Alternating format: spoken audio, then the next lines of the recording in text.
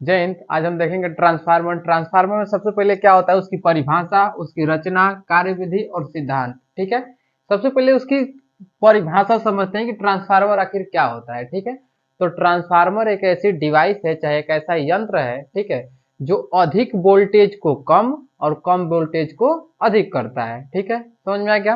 Transformer एक ऐसी device है, चाहे एक ऐसा यंत्र है जो अधिक वोल्टेज को कम और कम वोल्टेज को अधिक करता है। ठीक है, परिभाषा समझ में।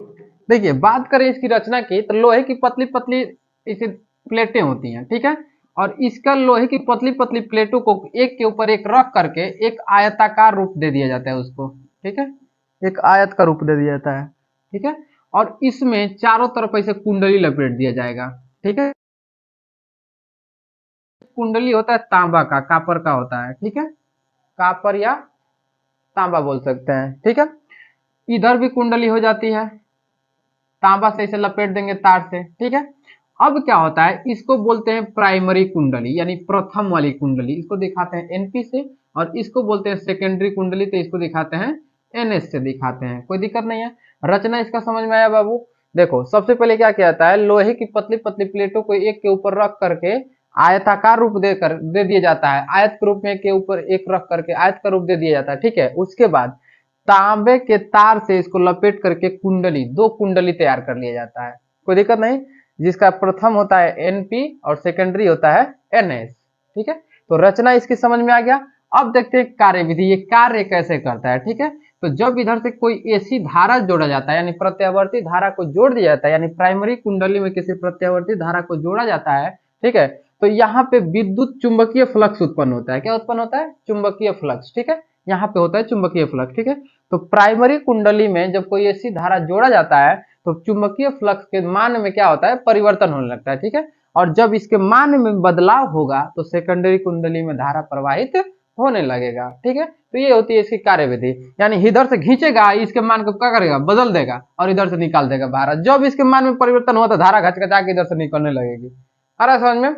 जब इसके मान में परिवर्तन हुआ तो इधर से धारा क्या होगी, निकलने लगेगी। कोई दिक्कत नहीं है। तो देखिए, कार्यविधि कुछ नहीं है, बस याद करना है क्या, जब कोई एसी धारा यानी प्रत्यावर्ती धारा प्राइमरी कुंडली में जोड़ा जाता है, ठीक है, तो चुंबकीय फ्लक्स के मान में क्या होता है, परिवर्तन, जिससे दूसरी कुंडली में धारा प्रवाहित होने लगता है। यह है इसकी कार्यविधि। कोई दिक्कत नहीं है। अच्छा, सिद्धांत की अगर बात की जाए तो सिद्धांत पे, इसका सिद्धांत क्या होगा, तो याद रखिएगा ये केवल एसी यानी प्रत्यावर्ती धारा पर ही कार्य करता है।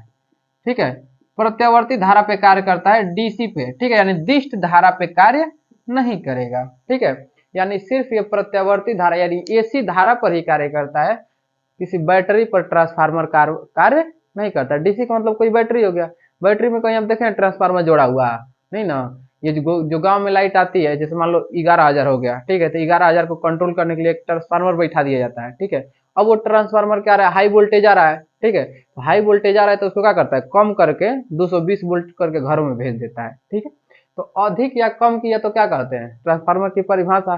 कोई लोहा का प्लेट जोड़ करके वो आयत का रूप दे दिया, आयतवा में क्या किया, साइड साइड में कुंडली लपेट दिया, तार का, तांबे के तार को लपेट दिया, तो उसको क्या कहते हैं, रचना। ठीक है, कार्यविधि क्या करेगा, जब प्राथमिक कुंडली में कोई धारा जोड़ा जाएगा, एसी धारा जोड़ा जाएगा, ठीक है, तो चुंबकीय फ्लक्स में मान में परिवर्तन होगा, जिससे द्वितीय कुंडली में धारा प्रवाहित होने लगेगा।